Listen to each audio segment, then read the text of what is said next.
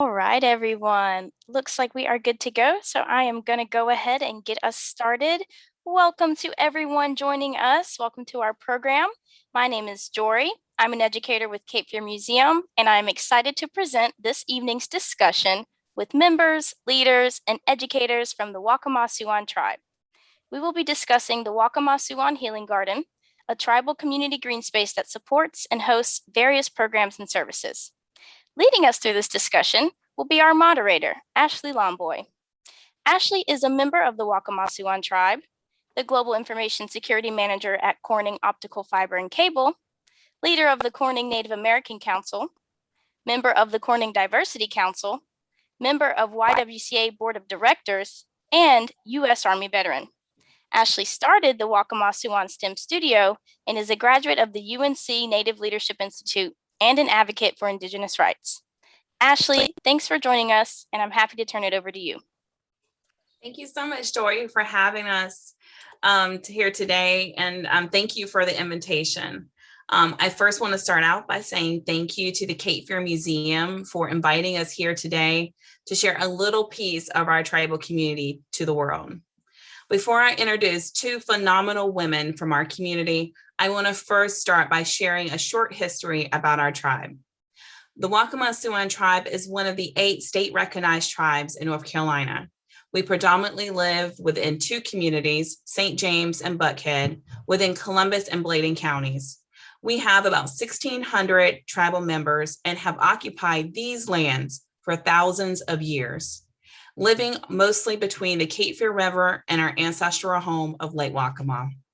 Our community is not lacking in stories that highlight our resilience and determination to maintain our tribal identity, and stories in history that was instrumental in shaping the landscape we have all grown to accustomed to here in the Cape Fear region.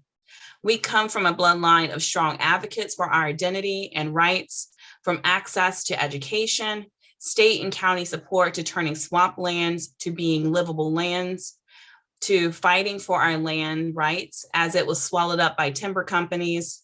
We created many of the pathways in the area that are now lined with paved roads, advocating for our rights to be identified as Native American when joining the military to fight for our country, and fighting for our rights right here at home to be called Waccamaw Siouan and identified as such within the state. These are all reasons why it is so important to be counted and recognized for who we are today. These advocates have ushered in our ability today to maintain our culture and pass it on to the next generation. For now, we continue that legacy with multiple programs that support our tribal community in economic development, housing, mental health, food securities, childcare, cultural preservation, domestic violence support, STEM, of course, and gardening, which we'll learn more about today. We are a sovereign nation with its own government that includes a 7-member tribal council that is voted on by tribal members and a tribal chief. Sovereignty means we are self-governed. And in this case, we have a government to government relationship with the state of North Carolina. Culturally, we are known across the state for our quilting, which I'm a quilter too. You can see our elders' quilts there in the North Carolina Museum of History. And we are known for having one of the best and friendliest powwows in the state. Our powwow is a gathering and celebration of family and friends and our community, welcoming thousands of spectators and Native Americans from across the Southeast. It's always held the 3rd weekend of October, and this year will be our 50th powwow. We are excited to have it this year, not just because of COVID lockdowns, but we need to get back to being with our people. It's where we learn and it's where we grow. For over 20 years, we have also been educating students, similar to Jory, of surrounding schools with a school day event each year to teach our culture. This is just the tip of the spear that has made us who we are today. I hope that what I have just shared with you today and future in this broadcasting will help pique your curiosity and learning more about our people. We are simply blessed. So I wanted to start by that. And now I want to introduce to you Miss Darlene Graham. Hi, Miss Darlene. Can you wave? Hey. Hi. She's a lovely lady in yellow to the left. So Miss Darlene is employed with the Columbus County School System as a data manager and teacher assistant at Hallsboro Artesia Elementary for the past 36 years. 36 years of teaching. She serves as a volunteer project coordinator for the Waccamaw Healing Green Space, Pocosin Project, and Tribal Garden, and is well known for her dedication to the Waccamaw Siouan people. So thank you, Miss Darlene. And I personally have known Miss Darlene my entire life. She has picked me up from many ball games and chauffeured me around like I was her own child. And so I am so happy to be able to introduce her today. Thank you, Ashley. Thank you, Miss Darlene. The next phenomenal woman I want to introduce you to is Miss Sue Jacobs. She is retired from the North Carolina Commission of Indian Affairs after 28 years as Manpower Developer, WIA Specialist. She is the Assistant Coordinator for the Healing Garden Green Space, Pocosin Project, and Tribal Garden for the Waccamaw Siouan Tribe. And I have also known Miss Sue my entire life. So also very excited to introduce her as well. Good to be here, Ashley. Thank you, ladies. All right. So for today's programming, we have a few questions set up that we want to ask you so we can teach the audience about some of the outstanding work that you're doing for the tribe. And I encourage anyone to ask any questions, put it into the chat, and we'll include those in here too. All right. Okay. All right. So Ashley, before you begin with the questions, I'd just like to say that we are honored to be here and thank you guys so much for having us. Thank you. Thank you all. All right. So, and you guys can choose who wants to answer these questions. I'm sure you probably already have it figured out, but, can you share what the Healing Garden Green Space is with us? I would love to share what the Healing Green Space is. It's just so many different things here. It's a space where we do interactive outdoor learning. It's a space that you can come relax. You can come study. It's a place of meditation. It's a place that you can come and exercise. It's a place that you can gather. It's a place that we use for talking circles and just to get there and mentor and talk and gather with each other. This Healing Green Space includes raised beds. Within those raised beds, we have produce, we have traditional herbs and medicinal plants. We also have a pollinator space. And the reason that we wanted to begin this Healing Green Space was the fact that we wanted to create a safe haven place for our traditional medicines, plants that our ancestors used years ago. Those that came before us, the medicine was there and they used it. And now we've kind of set it back on the back burner and we don't use it anymore. So we wanted to revive that. We wanted to just reconnect to our ancestors. It's a place of beauty. It's a place of feeling free. It's a place of having peace and a sense of belonging. It's a place that reconnects us to our past. These plants reconnect us to our past. In the back, we have a fire pit with seating, which provides a space for small gatherings and workshops. With traditional gatherings and educational workshops that students come in. We even have students from the daycare that come over and just plant, they repot and plant sweetgrass and different types of herbs. Mints, yeah. During this past summer, we were fortunate enough to go ahead with a Pocosin project. And so we had 6 students, 6 teenagers, and we did all different types of projects. included our healing brain space. And so what the students would do, they selected a plant and they created their own PowerPoint with the particular plant that they selected. So you got anything you want to add to that? No, not really. I think you've kind of covered what the healing green space really is. Okay. Okay. Awesome. she's You guys, covered I'm sorry, go ahead. I think she's covered what the healing green space really is. All right. Awesome. Awesome. I thank you for sharing that. What has sparked your interest in helping the community this way? Was there any particular incident or things that, made you feel like the Healing Garden Green Space would give the best back to the community? What sparked my interest was the fact a couple of years ago, a young lady by the name of Tracy Locklear Beasley initiated the North Carolina Ethnobotany Project. And our tribe was fortunate enough to be involved with that. And so she came out, we went in the wetlands and we identified plants. We saw plants that were used for medicines. And so we had a talking circle and we had a lot of our elders to come in. And when they began to reminisce and talk about the plants, you could just see the joy within their faces. When they said, my mama used to do this, or we would use that. I mean, it brought about a sense of pride. Yeah. So within those conversations, I learned that my great-grandfather, who lived in the St. James area, was a plant doctor. So that added even a bigger spark to my interest. So we began to, I ran in the Sioux. That's right. In Joanne's, right, Sue? Joanne Crafts in Wilmington. And I said, I was like, Sue, we got this project going.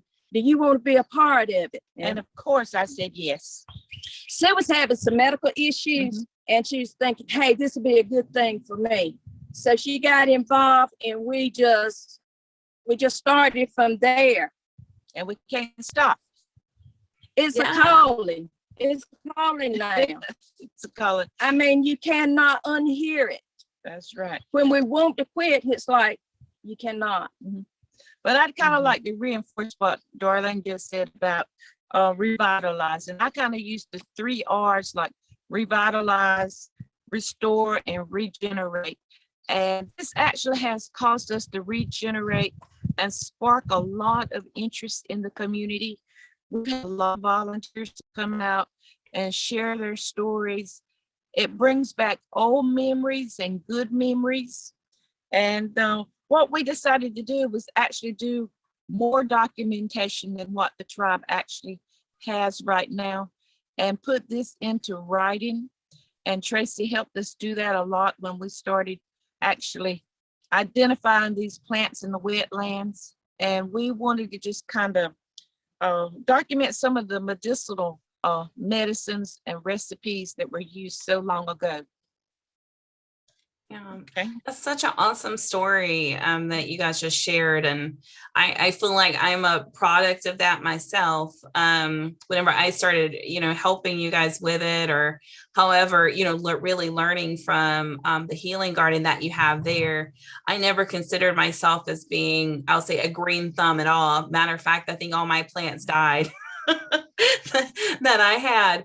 But I think that there's something said whenever you have elders that are willing to kind of help walk you through and help share with you about the best way, best time to plant, how to plant, what are some of the reasons why some of my plants are dying, overwatering, underwatering.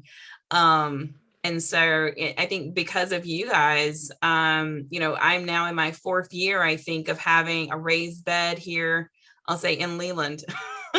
And I produce pretty good amount of crop stuff, so whatever's willing to come up. But again, if it wasn't for you guys doing this and your passion, I don't think I would be able to do what I do now and be able to pass that down to my children. So it's very important to, that we keep this in our that we're able to pass this down through our generations and what you all are doing there. So. Exactly. And it looks like we have a question from the audience. Actually, a few questions. I've seen someone asked, is the powwow open to the public? And if so, what are the dates and times? Great question. The powwow is open to the public. We welcome any and all who would like to come and join us. Most definitely. Yes, I mean, our powwow is always going to be the third weekend of October every year. It has been for the past 50 years. And so you just mark your calendars, repeat. Third weekend of October, the Waccamaw Siouan powwow. It is held at the Waccamaw Siouan Tribal Grounds. I can probably pull up the address maybe while we're online and be able to send that to you all so you know where to go. I do recommend you visiting www.waccamaw-siouan.org. It's going to have all the updated information regarding our powwow this year.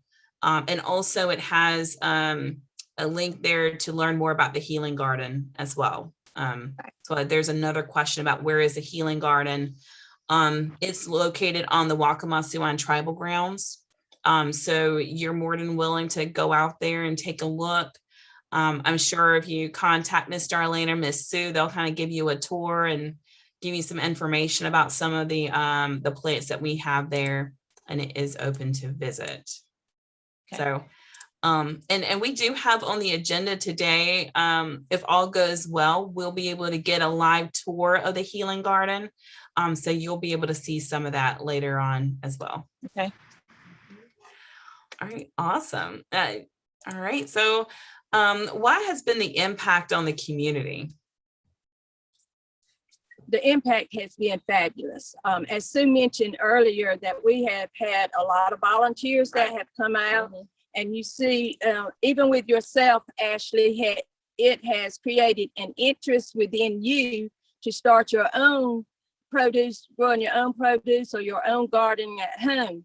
And so one of the things that I've realized, we may not have the volunteers that we had pre-COVID, but it still has created interest within the community that people are doing their own little green space at home. Right. I know one of our students, he had come out last year before COVID, and right after that, he created his own raised bed, Canaan Patrick.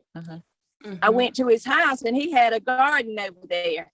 And, you know, he sparked from this. It started from this. I know people now that are looking up medicinal properties within plants. They're doing a lot more research. A lot more research. Right. Yeah, it's definitely, I know within my own family, I can see an impact that the garden has made. Not just with myself, but also I think within my family, I think my parents now have, my mom has a raised bed now. You know, my sister-in-law has one. So I think a lot more people are interested in saying, you know, hey, I think I can have a garden. I think it's possible. And two, a lot of the medicinal reasons for having one. I know for myself, you know, I've learned actually, I think from you all that mint is really good for upset stomach. And so anytime, you know, my kids are, you know, having a stomach ache, I go outside, get a few leaves, and I say a game changer. And so I think you really start seeing the impact. It might not be immediate, but for those that do take hold of it, and you know, it doesn't have to be a large garden, but even just something my kids have enjoyed, just going out and picking strawberries. You know, for breakfast, we go outside and we pick strawberries, and you know, they know now that mint is, you know, something they can use for upset stomach. So, but yeah, it's a lot of great information. We'll see. We'll go on to the next question. That's straight in there. Yeah. You guys just give me a thumbs up whenever you're ready. Okay. Yeah, we're ready. Okay. What ways can you heal from the garden? And what are some natural remedies that you can share with the audience? You want me? Go ahead, Sue. Actually, I feel like the more knowledge you have about the plants in the garden and what they can do for you is one way of healing. And I think that's really important, to actually have the knowledge of what you hear and what is surrounding you. Mm-hmm. So I agree with Sue on that. When you learn what the plants are, you can get those medicinal medicines from them. The plants bring healing, but also just the relaxation, coming in and be able to have that stress reduction.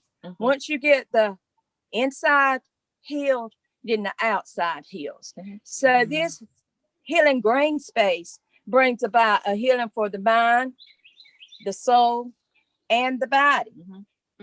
And here in our healing green space garden, you can just relax, meditate, pray, and just enjoy the natural beauty. Yeah, no, thank you guys for sharing that. And I think that there is definitely something to it. I don't know if there's science behind it, but I always like getting my hands a little dirty in the soil. There's something about touching Mother Earth and the smell of the soil. Yes, for sure. For sure. And I think, you know, seeing a plant come from knowing that you just planted that seed, you know, and seeing it come up, I think is just, and being able to see that, I think with your family as well is really important. Yeah. Yeah. One of the things that I do want to mention, Ashley, you know, when you're using herbal medicines and traditional medicines, you know, consult your doctor, because, you know, you never know. So always talk with your physician and be able to know if it's okay for you to use those medicines. And know your plant, know what medicines you are using. Yeah, and there's a few plants. Do you guys want to share some about, I think it's catnip, and what some of the purposes of some of the plants in the garden maybe?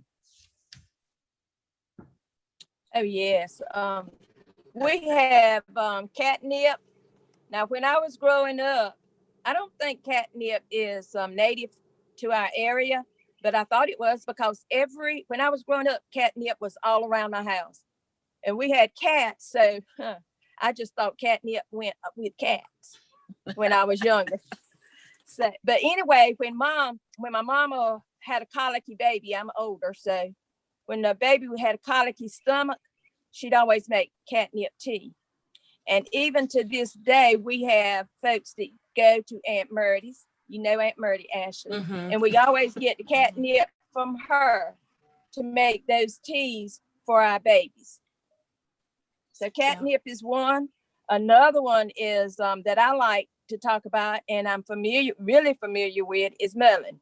And mullein is good for swelling. It's good for the respiratory system. It's good for coughs. It's good for a lot of things. Bronchitis. The amazing thing that I found out about mullein within the past 2 years before COVID hit, I was going up toward Winston-Salem, I think. All along the road, I could see mullein everywhere, up and down 74, 76. So the Creator has placed that medicine there for a purpose. Now, is mullein, is it spelled M-U-L-L-E-N? Yes. I-E-N. I-E-N. Okay, so someone's asking in the chat, and I wasn't quite sure how to spell mullein. So, yeah, I mean, I know there's a lot of medicinal herbs that you guys have there. Do you want to talk about any like elderberry? I know that elderberry is one of your plants that you have there, and as well. Do you want to talk about some of the healing aspects it carries? Well, that was actually one of the things I was going to mention, Ashley, when we were planning on doing like a little tour real quick. We'll hold off on it. We can hold off on it. That's okay. But elderberry is one of my favorites, because until up in maybe 2 years ago, I was not really familiar with the elderberry, and it is indigenous to North Carolina here in the Southeast, or on the Southeast coast. And we started talking about elderberry a lot. And then we made a visit to the Kahari tribe and Mr. Greg Jacobs. And we went out one day and actually gathered elderberries. And it really fascinated me, and that kind of sparked my interest. And then I learned how to identify the plant from the wild, just riding on the highway. You could identify it during its seasons. Then I learned all the medicinal properties of that. It's full of antioxidants, and it's a medicine that we really needed during this pandemic. And there's so much interest now, and it's a big demand. It's on the market now. It's available in like gummies, tablets, syrup. So that sparked another interest, and then we learned how to make our own elderberry syrup here. And then we decided to get a little bit creative and kind of put a spin on our own recipe. Then we started a little entrepreneurship going, but actually we needed to study some cottage laws and some other things before we placed ours on the market. So that's coming soon. So it's something that we're really excited about with the elderberries. I'm just in love with the whole process. Yeah. One of the things actually that I want to talk about with elderberry, when we went up to Kahari land, Mr. Greg's brother, Chief Jacobs, Mr. Gordy. One of the comments that he had made was, when you honor the plants, they will show their face. Well, when we were here in Columbus County and Bladen County, I never saw elderberry. I mean, it was like I could not see it. But when we began to honor those plants and talk about the plants, I kid you not, I see a new patch every day. I was just noticing it this morning, and I'm like, oh, there's some more elderberry. Oh, there's more elderberry. So that is a true fact. When you honor the plants, they will show their face, and they'll give you what the Creator intends then for you to have. Yes, exactly. Yeah. Who's keeping with time? All right. I'm the timekeeper. I think we got 30 more minutes left. So 20 more minutes of questions. We'll get to 10-minute garden tour, and I've been weaving in some of the questions from the audience too. So helping us out a little bit. All right. Why is another question for you all? Why is corn so important to our people? And can you share the most recent addition to the garden? Keep up with that, Darlene. Oh man, corn has always been important to our people because it's a means of survival. That's how our people live. Right. That's what kept our people going. Corn was used for not only food for us to eat, but it was used for livestock as well. We also used corn to sell, and there's many different foods that you get from corn. You get cornbread, you get cream corn, you get corn on the cob, you get dumplings, corn salad.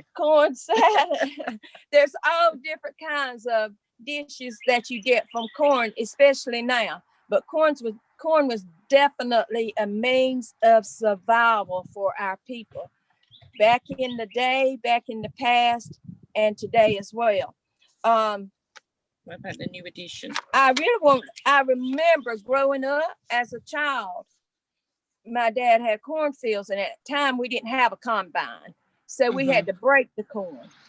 And so I remember breaking the corn, throwing it in piles, and then he would come along and pick it up and just throw it on a crate or in a trailer or something.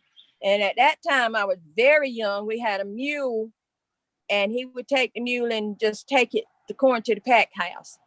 And so that was after it was dried, and it was sent off to market, and some was saved for the livestock. So recently, our new addition, or one of our new additions to the garden, is our ancestral corn. It's one of our most pride and joy pieces that have been added to the garden. We were fortunate enough to be involved with an ancestral corn project that was initiated by Miss Nancy Fields, who is the curator and the director of the Museum of Southeastern Indian at UNC Pembroke, North Carolina. So she began research, and if I make no mistake, Ashley, you guys were having a conversation about the history. Yeah. And so you came upon a ceremony named called grain corn ceremony. Am I correct? Right. And so from that just grew. And Nancy began to investigate and do research. And she came across some of these fabulous folks that knew about historical corns and historical seeds. Let me look at them. Dr. Shield with USDA. No, Dr. Shield was with University of South Carolina. Okay. And he's a historian with the golden rice. And we also had Dr. Holland, who was from NC State. And they had saved corn. They had this corn there. Nancy found all this information out. We also had Dr.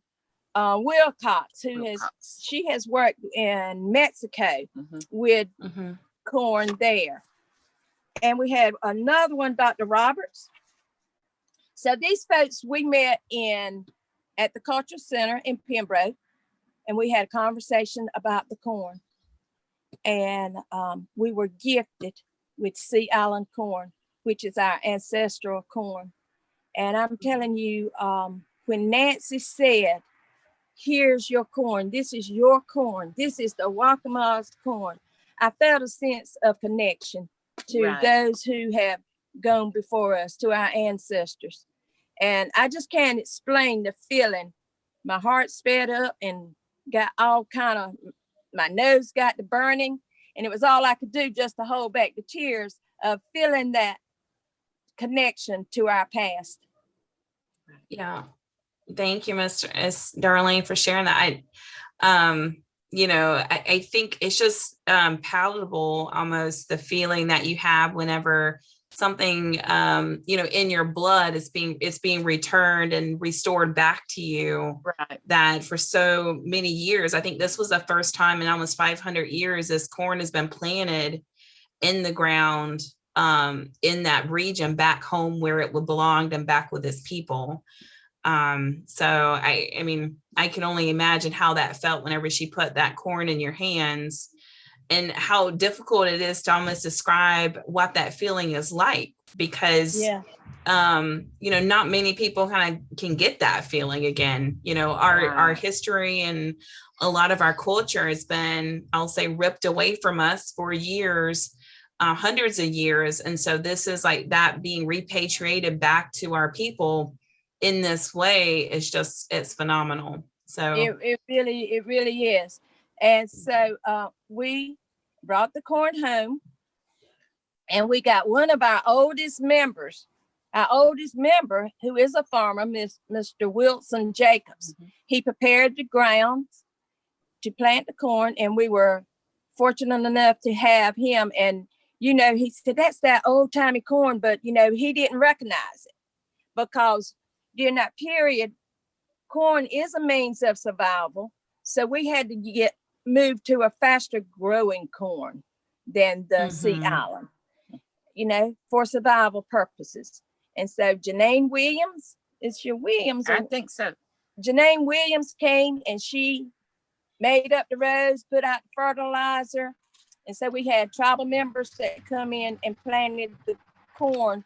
And so our hope is that we can have enough corn to start a seed bank with that. Let's hope so.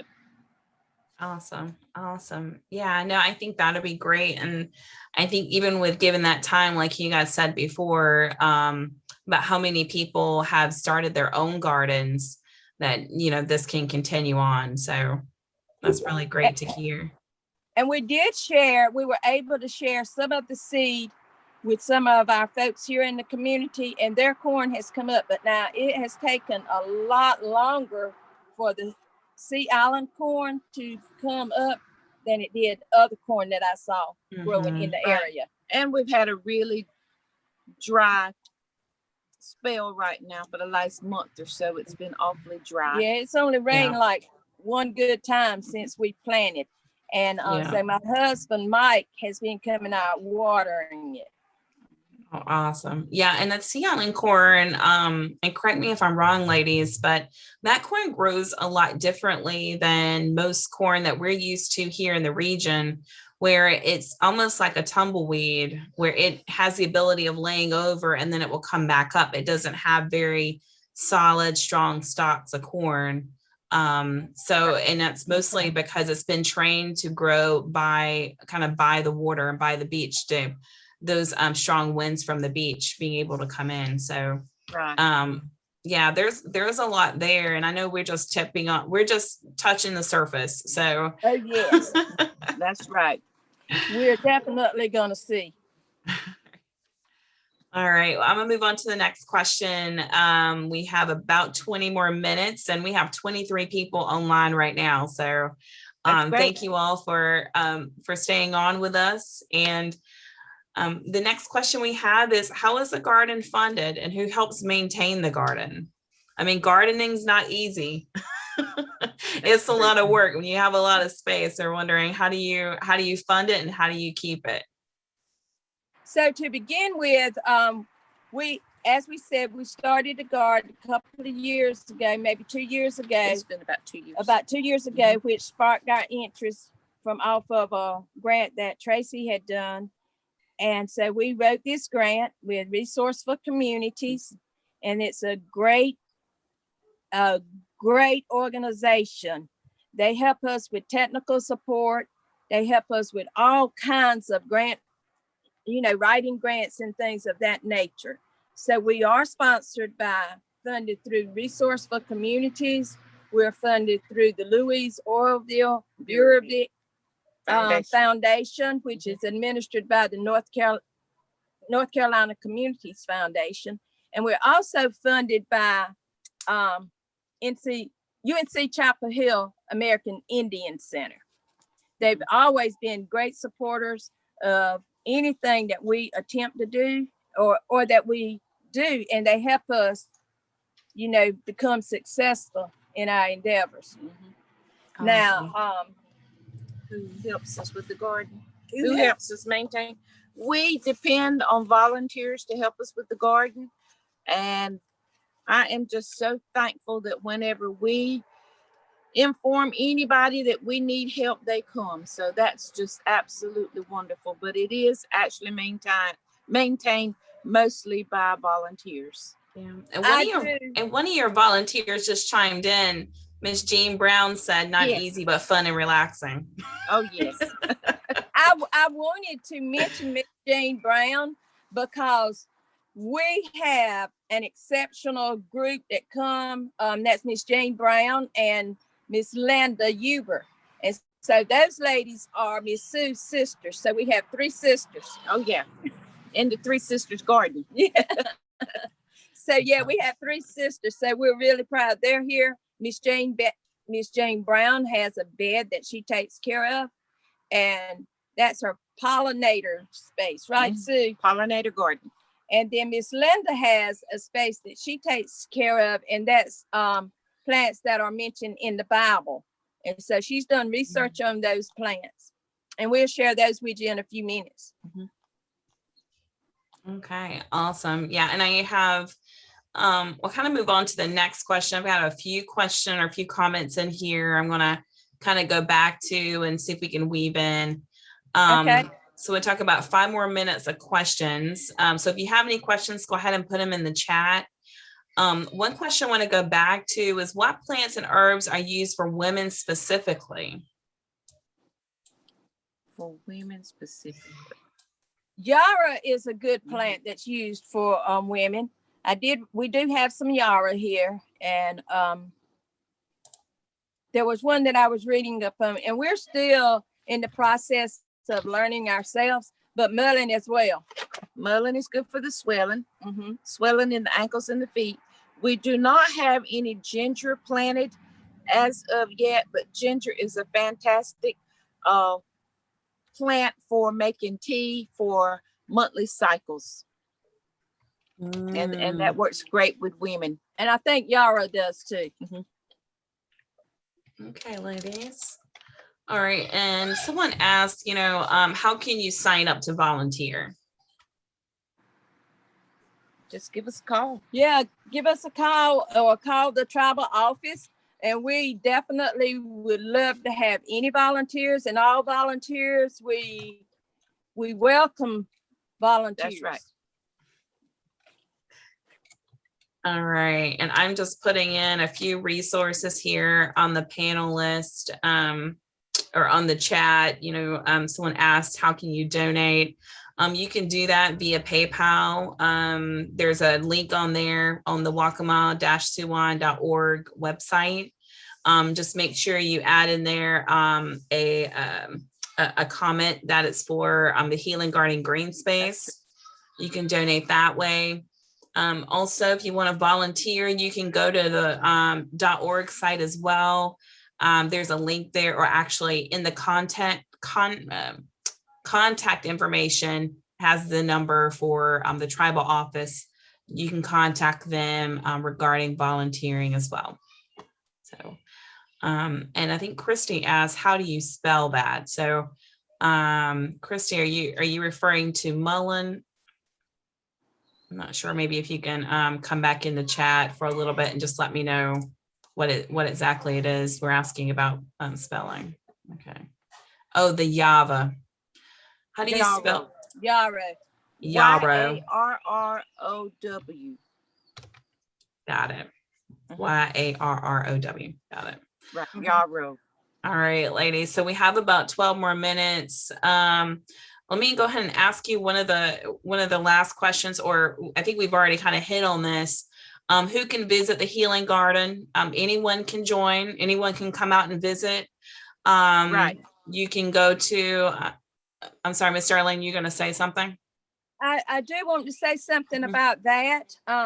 We are volunteers. So during the day, I'm at work, and Miss Sue, she's at work. She's retired, but she's always at work Doing something. So just give us a call. We're here in the afternoons around 5:30. And so, we can't just come out at any time, but in the afternoons, we're most likely here. But if you make a special trip, make sure you give us a call to make sure someone is here. Right. Okay. If you want a guided tour, but it's open. If you just want to come and look, you can come and look without. But if you need a guided tour, and you want us to be here, just give us a call and make sure we're here. And we don't mind anyone coming in looking. We just ask that you do not take any of the plants unless we're here. Right. Yeah. And don't go shopping. I know they have some big collards there, so don't go shopping and groceries. But I saw them the other day. That's why I mentioned. All right. We have learned that the more we give, the more we have. We learned that from Mr. Greg Jacobs. Mm-hmm. So we'll be glad to share. We just need to know what we're sharing, and Exactly. All right. So let's see here. And I do want to add a quick plug in as well. I've already mentioned about the powwow. The women do, Ms. Sue and Ms. Darlene do provide a guided tour during the Waccamaw Siouan Powwow School Day. Right. So that's something you're interested in. If you're not familiar with our school day, we invite out typically close to 1,000 students come out on the Friday of our powwow, and we introduce them to our tribe basically through different workshops and sessions. And it's mostly, I think, for fourth graders. It is geared toward children. But we have had a lot more people reach out at, like homeschool groups into Brunswick, Pender County, New Hanover County have come. So if you're interested in that, stay tuned on our website. You can also subscribe to our site as well. So if there's any new tribal updates that we have, powwow, the Healing Garden Green Space, you can subscribe there and you'll get an email there as well. So, all right. So I think we're going to jump right on into the tour. And I'll kind of preface that with, can you share what your favorite plant is in the garden and why? And can we get a garden tour? So I think we have about 10 more minutes. So what we're going to do, Ashley, you want to do the garden tour, and then when we get to our favorite plant, we can tell you there. Yep, that sounds great. And I'll kind of keep you guys on the timer too, but don't move too fast. Okay, we'll go slowly. Okay. All right. Close this up. Okay. Now I want to rotate it. Or do I need to? Okay. Yeah, hold on. Okay. Give us a minute. No worries. I don't know where yours is.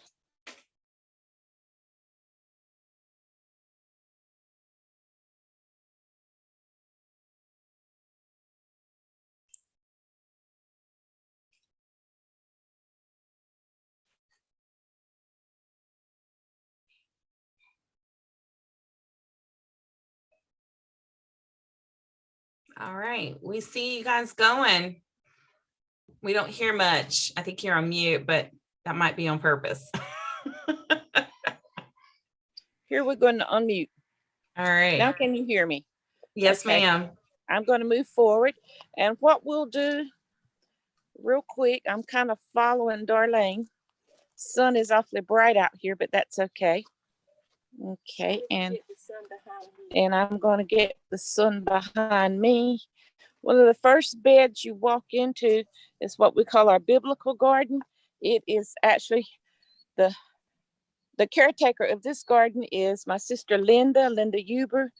As we mentioned before, she's done a lot of research. She has pomegranate, hyssop, basil, cucumbers, tarragon, dill, mint, and turmeric in her garden. I'm not sure if you can see this. I actually have the sun in my back, so I see nothing on my camera, but it is there.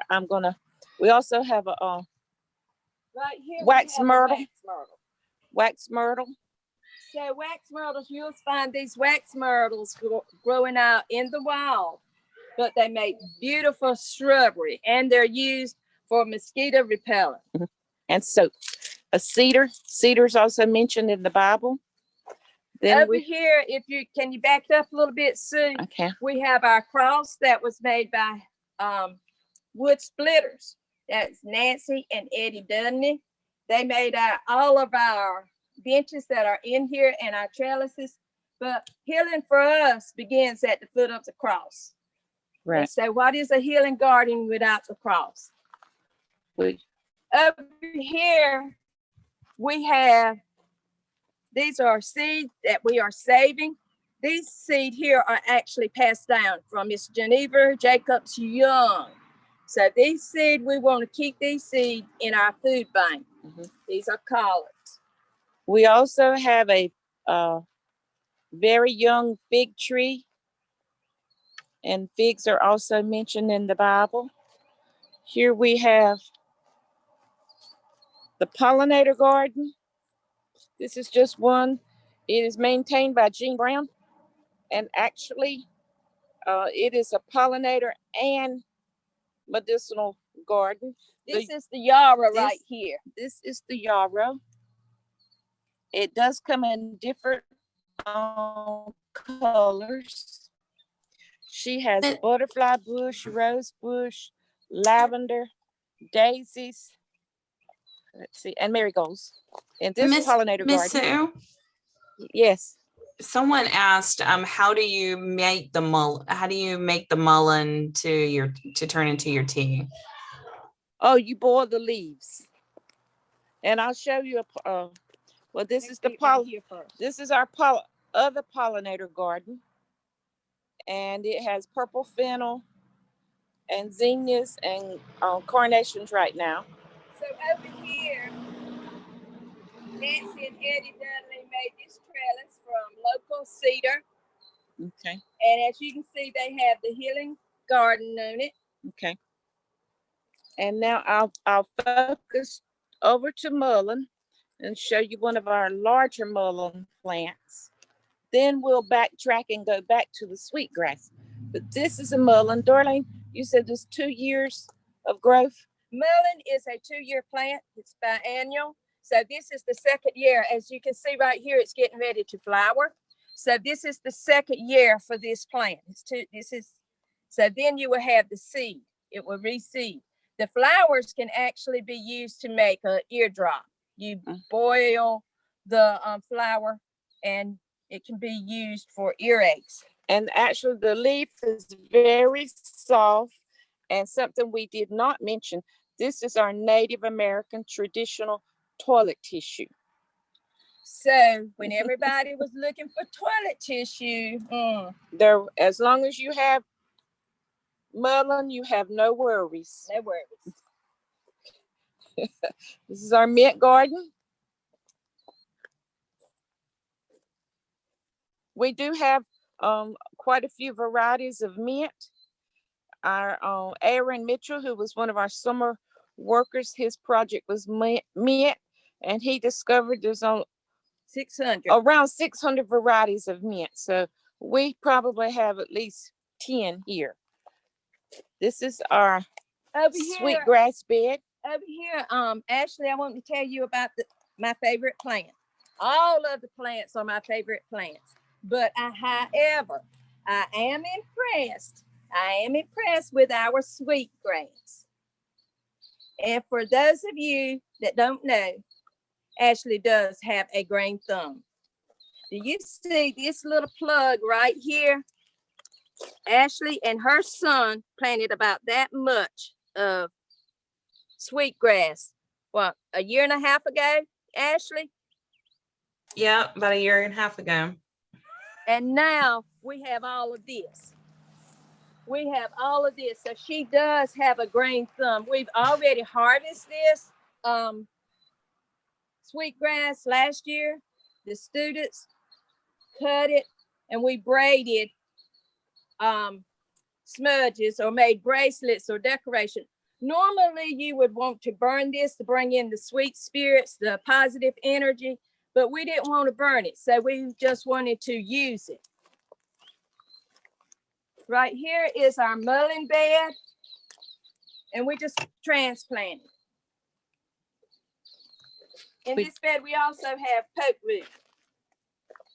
All right, great, ladies. We have about 3 more minutes left on the time, and Okay, so tell about the elderberry. Well, right.